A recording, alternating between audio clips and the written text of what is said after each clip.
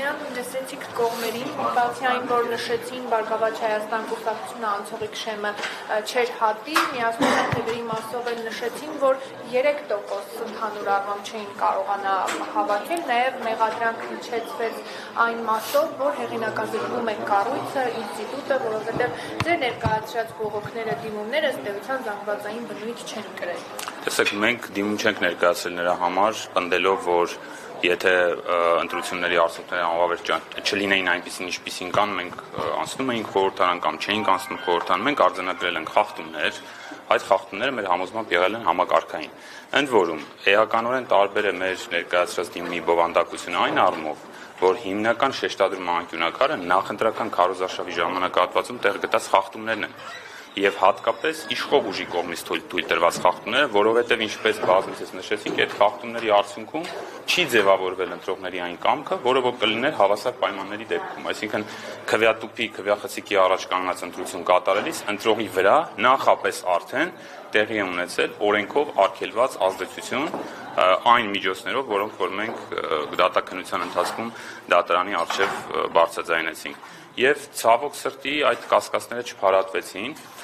Ես կուզենայի անդրադառնալ շատ կարճ նաև եզրափակիչ ելույթներին պատասխանողների ու հարակից պատասխանողներից հակակոռուպցիոն կոմիտեն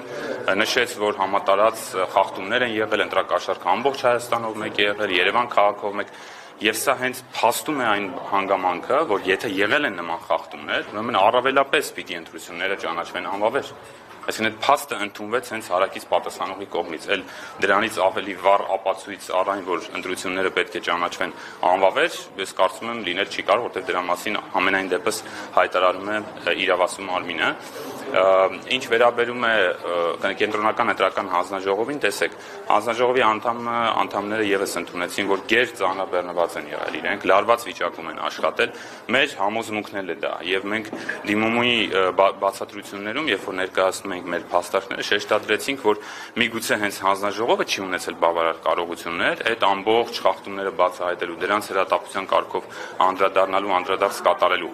որտեղ եթե պետությունը չի կարողանում կազմակերպել ընտրությունները հավասարության ու ազատության սկզբունքների պահպանմամբ, արդյունքը լինում է այն, որ մենք հայտնվում ենք սահմանադրական դատարանում։ Այդ հիմնավորմամբ է, որ ընտրությունները պետք է ճանաչվեն անվավեր։ Դրան խորհրդատվական սենյակում ըստ պարոն Դերմենյան ինչ որոշում կկայացնի, ինչ ակնկալիքներ ունեք։ Դեռ հույսը պահպանվում է, որ սահմանադրական դատարանը կմնա իր բարձրության վրա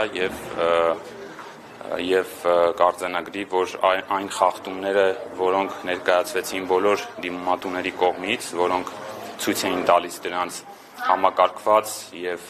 նաեւ համատարած բնույթը, ազդել են ընտրության արդյունքներին, կարող էին ազդել ընտրության արդյունքների վրա, սա հատկապես կուզենայի շեշտադրել, կարող էին ազդել ընտրության արդյունքների վրա եւ անվավեր կճանաչի ընտրության արդյունքները։ Պարոն Դերմենյան, ասած Վահագն Հովհաննիսյանն իր ելույթում քաղաքական ուժերին շակերտավոր ասած մեղադրեց քաղաքական դիվիդենդ շահելու համար սահմանադրական դատարան դիմելու մեջ։ Հիմա